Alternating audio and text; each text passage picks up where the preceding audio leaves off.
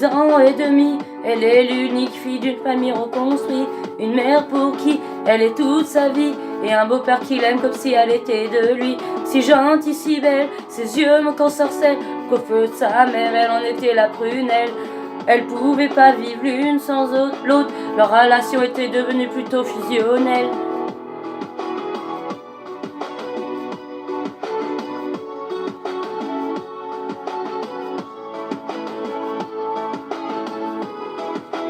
Petite Émilie, à 8 ans passés, rien n'a changé car elle a fui déménager, une fini des campagnes isolées.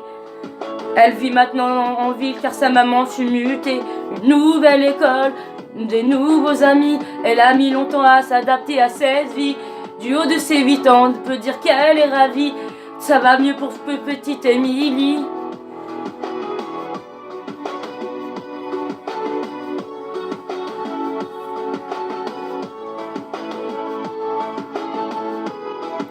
Petite Émilie, à 10 ans, était devenue une petite fille comblée.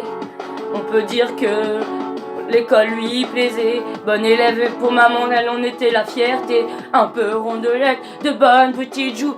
Et ensuite, des quelques critiques de quelques jaloux. Devant les profs, on les appelait bouffe tout. Ce sont des enfants, mais qu'après tout.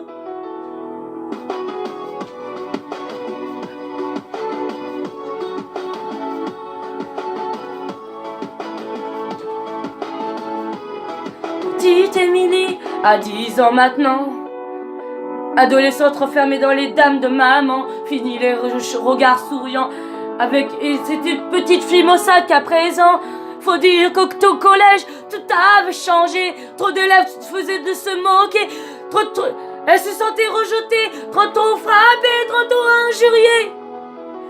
Elle se disait comment faire face, elle était devenue le souffle-douleur de la classe. Sur les réseaux sociaux, on l'appelait la dégueulasse. Fini d'elle et qui se tourne, ça dépasse. Pas comment faire, comment réagir sur cet enfer. Pas voulant appeler sa mère, petite Émilie affronta de se taire.